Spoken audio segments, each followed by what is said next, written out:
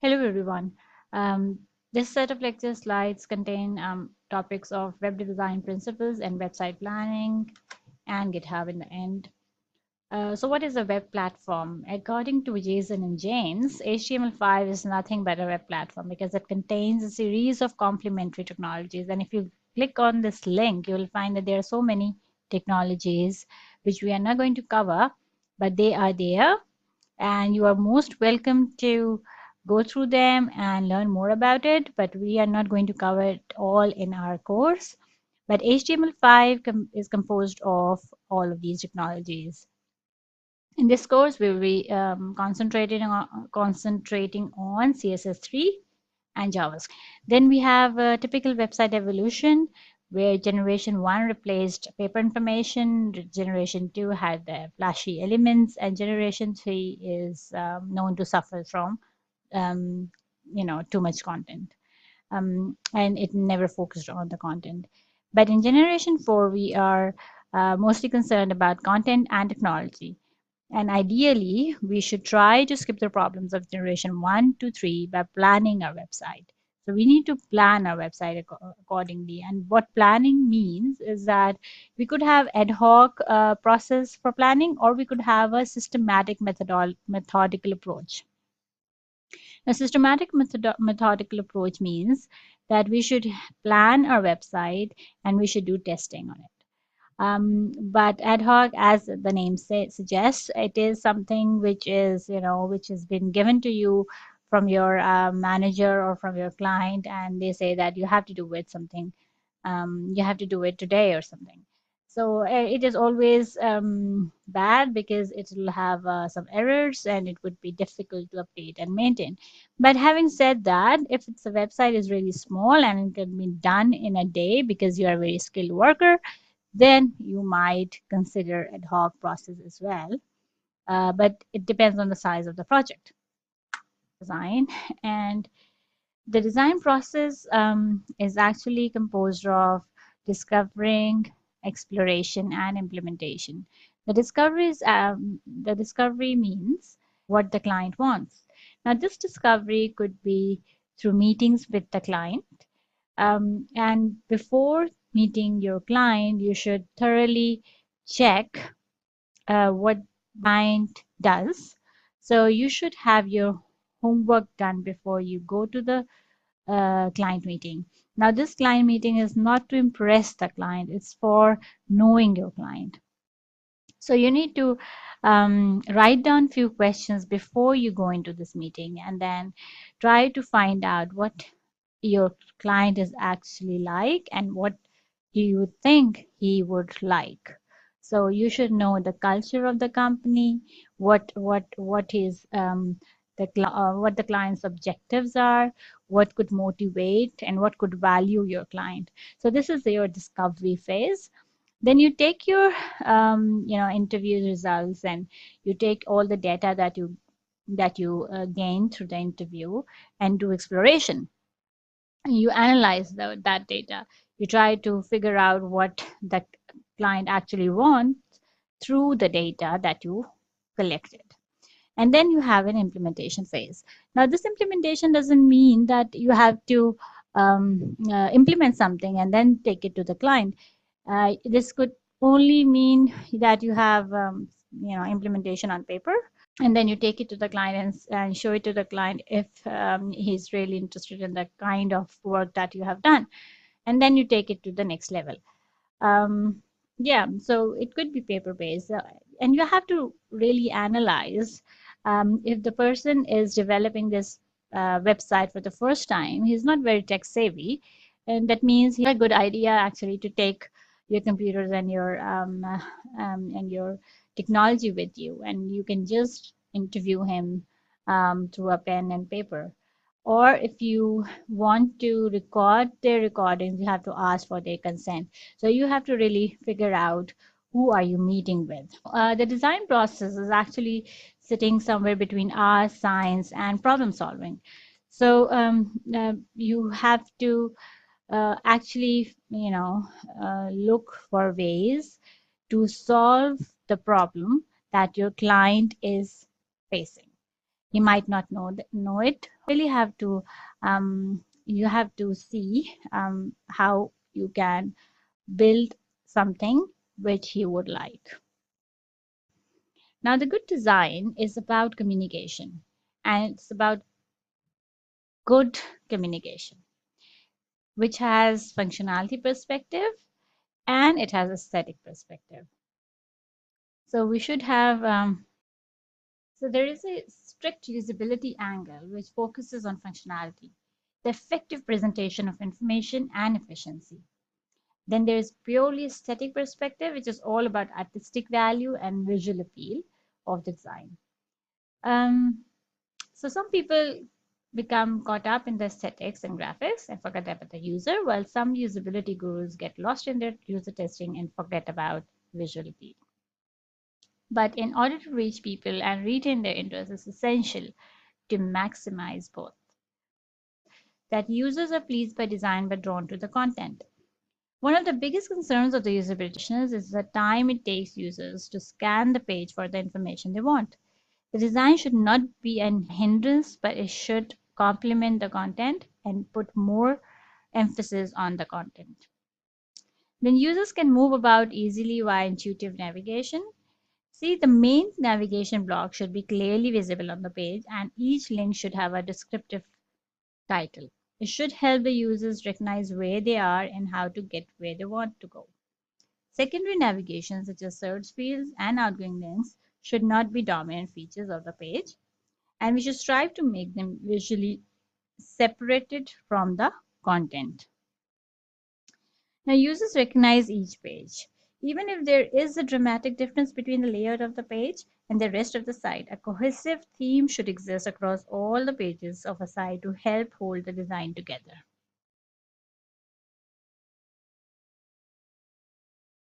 Right. So the making of a good design means that we cannot leave everything on the content. It has to be aesthetically beautiful, as I said earlier in the slides.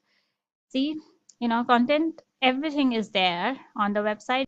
You have to think as a user, how will they actually access each of these elements on your page? So the designers should prepare sketches. They should prepare page mockups. And what are the mockups? Mockups are essentially, implementation on paper. You can use some tools such as wireframes to make mockups. Their design documents design will look like, and you can take them to your clients and show them to do changes on it and things like that. Now, this is the kind of a wireframe that I'm talking about. So this is what a mock-up website page. And if you look at it, it has some standard areas. For example, some ad space here, videos here, and logos here, all that. And yeah, till 2010, the Internet Explorer was the dominant browser, and now it's Chrome. If you look at this website, you will know exact statistics. And again, as your display is moved to this number now, most of the users are using this number of different colors on their screens. If you look at the anatomy of a website, a container is something that every web page has in the form of a page body tag or all containing div tag or a table, which I don't want to say, but you can have a table as well as a container. Then you have white space as well. While many novice web designers and most clients feel a need to fill every inch of the page, having empty space on a page is every bit as important as having content. So these are the white spaces which are needed. White space helps the design to breathe by guiding the user's eye around a page, but also helps to create balance and unity. They're very important concepts that we will discuss in later slides. And then there should be a footer. Usually, if you look at the websites, the career page and jobs are in the footer because they do not make the content, focused content or a navigation point here. Then you have a logo here, company's logo, navigation, site navigation here, and main content here. And you have to have this Google search here because everyone now goes to a website and expects some kind of search text box on the screen. Right, so layout and composition. First is balance. Balance would be symmetric or asymmetric balance, where symmetric balance means, half and half proportions. But in asymmetric balance, we are more looking towards more of an abstract type, some kind of balance, asymmetric or symmetric. And of course, the design should be easy to read. There should be readable segments. Again, there should be a lot of white space there. And headings are always good to have on a web page because they provide more structure to your page. Right, so this is an example of clear presentation and easy access. You can see there is a search tool. Every website these days have a search tool. There is a consistent navigation menu here. There is content here, which is easy to read, and then we have hierarchical organized list. Now the presentation is different of this page as compared to some title pages. So you have to really think which page are you on and how you should design that page. Now other thing is unity. So again, as I said, white spaces are very important for unity and balance. Yeah. Right. So plan the unifying themes and structure for your site. The themes that bind the whole site together. Consistent in headings, consistent in menus, and so forth. Right. So you have to plan smooth transitions. Again, if you look at my slides, they have this kind of transition. Which are provided by the tool itself. But in website, you have to plan those transitions yourself. And then we can use grids or visual structures, and we can use active white spaces. Now, plan smooth transitions means, again, consistency and repetition. And how you would plan smooth transitions. First, you can create a unified look through consistent themes, through consistent menu bars. And then you have to reinforce the identifying elements. So for example, the logos, they are repeated on each page or not. For example, the font, can you repeat it on every page? These type of consistent elements and some kind of repetition, for example, a repetition on a footer, they create smooth transitions. Similarly, placing navigation elements on the same position, they provide smooth transition. And again, graphics on each page throughout the site, you can have a smooth transition. Now, if you look at this website, it is very unbalanced because it has left this whole side of page blank. This is not white space. This is just unbalanced page. And if you have OCD, you are very much, and you are in website design, then that means you would arrange things very beautifully and very symmetrically or asymmetrically, but they won't be unbalanced. Right. So the other thing is grids. They provide a very good visual structure. They impose proportion on a web page, and they define and reflect proportion, as I said earlier. It's one tool alongside many basic principles you can use to enhance your layouts, site layout. But you can break out of grid if you want to. Yeah. Now this is a sort of grid provided to you. And if you look at it, this is one cell, and then these are other cells, and they are providing some sort of proportion to you, right? So in, for example, in two boxes, the lines would finish, and in this one box, these videos will come in, and in this box you will have some text. Now, someone mentioned in the class that why don't you move this column to the last column? And I believe this makes sense because usually the darker sides are on the sides, while the middle portion of the website should be lighter. Now this is a bit of darker shade, so if we move it to the last one, it makes sense. Use active white spaces. They are blank areas of the page, and they give the page a breather. They are deliberately used, and if you look at this one, passive white space is the result of mismatched shape. What does this mean is actually doing it's actually providing you an unbalanced page, but plenty of white spaces reduces clutter, and it provides structure and clarifies organization. So if you look at this one, these are the white spaces, but if you look at this, it's unbalanced, and this is known as passive white space here because it is not doing any good. It is not providing us with any breather, no clarity, no organization.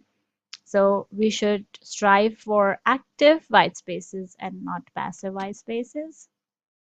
Again, you can see some white spaces here. The point to note in this one is that white spaces does not have to be white. So you have black color here, which is white space. It is providing legibility. Now, what we are striving for here is we are designing for the users. So as a designer, as a website developer, you should focus your attention towards user. So what the user would expect, try to become that user. Try to play try to do role plays, try to bring in scenarios, and then try to be that user who would use your website. So if you're developing a website for a university, you can have a user who is a prospective candidate, you can have a user who is a current student, you can have a person who is faculty member, you can have a user who is coming from some other part of this world, and you just want to look how the university is doing. So you need to think and design, um, design the things based on who would access, who would be your target audience. Then design for interaction. So you have developed this website, but how the user is going to interact with your website. So if it's a current student, which links would he click on? If he is an international student, or if he is a prospective student, where will he click? If a person is just coming for browsing the university website, how will he interact with the information provided? So design for your content type. Design whether the user would read a few news items or he will just scan through your website. Yeah. So, for example, this website is of radio, public radio, and you have some major featured main sections. You have an article abstract and some meaningful headings. So you need to really think if you are developing a website for a radio, how would a person interact with this website? Who are the people who will come to this website? Yeah. Then you design for location. So, for example, traverse is another word for scanning a page. So, how will a person sitting in a bus would traverse a radio web page? A person sitting in his home on an iPad, how would he scan this radio page? So they'll be different, because then a person in a bus would be in a hurry. He would just like to see some headlines. But person sitting at home might want to click here and go into the detailed news item. So you have to think about different ways the users would be interacting. Now, this is how the people will scan pages. For example, this is normal paper-based reading pattern where a person starts from top right and goes to bottom left of the page. Then there is a landscape-based viewing when a person doesn't really um, look at the first column, and he tries to scan whatever is written in the from the second column. Right. So in F-shaped scanning pattern, users first read in a horizontal movement, usually across the upper part of the area. This initial element forms the f-stop bar. Next, users move down the page a little bit and then read across in a second horizontal movement that typically covers a shorter area than the previous um, movement. This additional element forms the f's lower bar. And then finally, users scan the content's left side in a vertical movement. It's a slow, systematic scan that appears as a solid stripe on an eye-tracking heat map. Right. So the implications are that first lines of text on a page receive more gazes than subsequent lines of text on the same page, while first few words on the left of each line of text receive more fixations than subsequent words on the same line. Right. Then we have some user expectations of web page element locations. So for home links, users expect these positions. For external links, user expect that they are here. Similarly, help link would be somewhere here. The darker cell is the one that is expected more. And this is research done by Patrick Lynch and Sarah Houghton. So when we saw the previous web pages, styles, and markup screens, they're usually in the same positions, right? So we have to, whenever we are developing pages, we should think how the user will scan the page and move about. How would the user interact with the screen?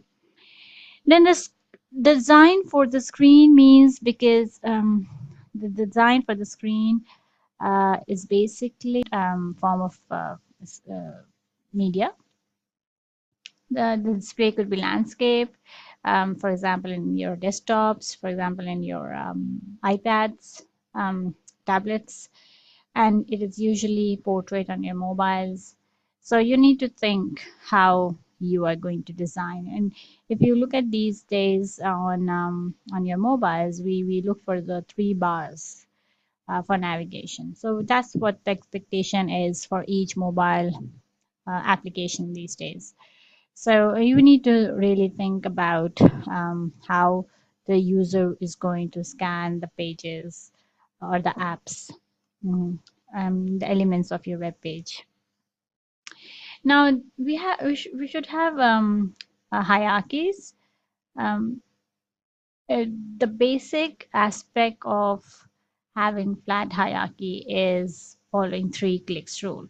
So user doesn't want to reach where he wants to reach in more than three clicks. So that's what flat hierarchy gives you. Um, and you need to use your hypertext linking effectively. There are many hyperlinks that you can give on a website, but one thing that you need to consider for search engine optimization is contextual linking. So if your web page is about C++ programming, you can give some links which provide more information about C++ programming. So this means you are actually providing more search engine optimization to your web page, and it becomes helpful later. So yeah, and definitely avoid the use of click here, and you should provide different kind of options for navigation. So some people are familiar with 3 bars on mobiles. They might want to use the same 3 bars on their desktop machines. So yeah, you need to think about these different options that you can provide. Users always like options, and we have different type of users coming to interact with our website. Now, how much content is too much? We have already talked about it. Don't overcrowd your pages. You need to be conscious of the cognitive load of the user. By cognitive load on screen, I mean, for example, when you have a website, you have a slide with many things written on it. You should avoid cluttering your page with everything. So you should divide your sections carefully. You should put more structure to your content, and yeah, as I said earlier, there should be different navigation strategies, um, options provided to the user. Excuse me. Reformat content for online presentation. That means you cannot really put everything that is in the newspaper to a newspaper website. You need to think how you are going to cater for people who are sitting on a bus, who are reading a newspaper on a go. They are mobile. They don't have much time to go through the whole story. So how are you going to present it in a way that online users might interact with it?